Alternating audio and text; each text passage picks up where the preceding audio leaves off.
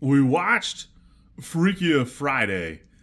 I'm just gonna keep it 100 with you. I didn't care for this movie.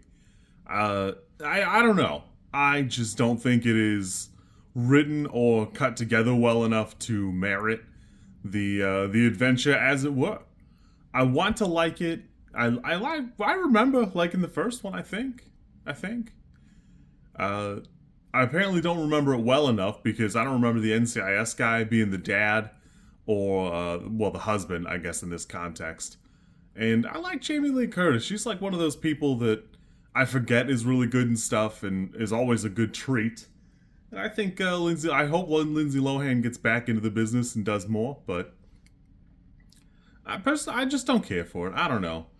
It almost feels like there's one too many people in the actual cast, and I don't know. Maybe it's because I haven't seen the first one in so long that there are a lot of callbacks and extra stuff here that I just don't see or appreciate, but it was not for me. Mostly, why is there a mime in their school? I like the shot. I think it's funny, but I don't understand it. On that note, the food fight scene is a little odd because they definitely make it like a one-on-one thing and everybody's getting punished as a unit, but by the time the one girl sticks up for the other girl, they're just doing it as the moms. And it doesn't really make sense because Jamie Lee Curtis is like definitely annoying to Lindsay Lohan, but it's a moment that like the kids can't appreciate or grasp because they're not there. It's just not for me. I understand, but it feels like a lot of these moments are drawn out and then the movie is written and shot around them. For instance, the two young girls arrive at the same time at the fortune teller. Well, like 10 minutes before that, they had like a storm off and ran off away from each other. So it's weird that they like bump into each other and this bozo at the same time. Notably, hold on. In the first like quarter of the movie, Jamie Lee Curtis and Lindsay Lohan mention like 40 times that she decided to become a single mother, which is weird because later it's kind of implied that the dad is dead. Or like maybe gave her up for adoption, I don't know. But it's just framed in such a crazy manner that like I don't know, it's just framed in a really bizarre way. Like, why wouldn't you just say her dad had passed away, or literally anything other than she chose to become a single mother? It's crazy pants talk for crazy people. I don't understand it. Also, I'm not gonna look it up. I'm guessing Lindsay Lohan is getting into music or was into music before, and I just didn't know anything about it. And now we're getting back into it because this musical number goes on way too long. I don't really think it needed to be part of the show at all because already you appear schizophrenic to your now fiance, soon to be husband, but let's break it down a little bit. Just a touch.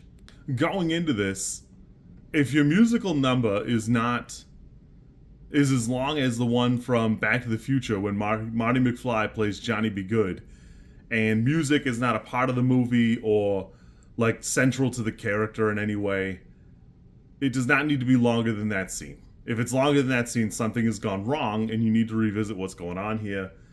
And being the producer is not an excuse for that.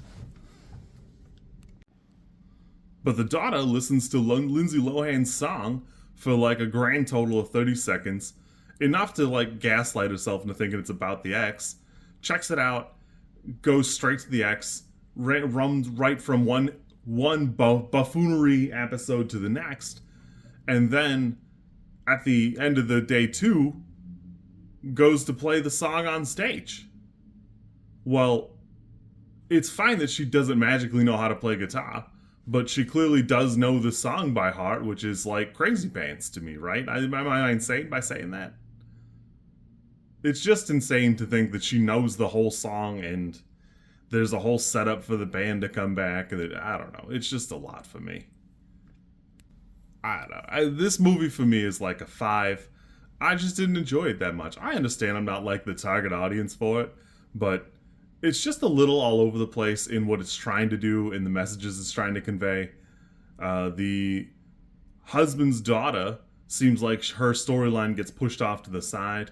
On that note, I was super hyped to see Jason from The Good Place, he's been in other stuff. I just know him better from that.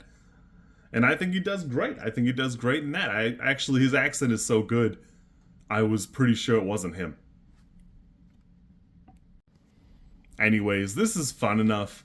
It does fall into that category of like a legacy sequel, which has gotten more and more popular lately, and a lot of people are like glazing it as, oh, they finally did a good one. And I gotta be honest with you, I don't think it is. In the same way that I Know What You Did Last Summer returned, and they tried to take all the teeth away from the kids who killed that dude, it just doesn't feel... I don't know, the kids are not bad enough to each other. They're just like teenage jerks. So it's hard to feel like there's a journey that needs to be had there. There's not enough teeth in the movie for anybody other than they're jerks and like inconsiderate to each other. But anyways, for all that, the movie's like a 5 for me. It's enjoyable, it's fun enough, and I think everybody else liked it way more than I did. I don't really care for it. Again, special mentions to Build-A-Bear, who again does not sponsor my videos, but does make a line of clothing that perfectly suits these puppets. It doesn't work for the monkey, but basically everything else. You kids be good. I'm filming this on a Tuesday, so it is not a Freaky Friday. Maybe that's where I went wrong. Maybe if I'd have watched it on a Friday, I would have been better off. If you like this content, I'm supposed to ask you to like, comment, and subscribe. I think like is here, and comment is probably down there, and subscribe over there somewhere too, I think. I don't know how many times this like snippet is gonna make it into a video.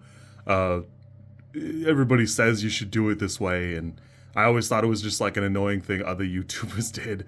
And as you know, I am bad at editing, so if you like it, great, I'm happy for you. If you don't like it, I'm sorry.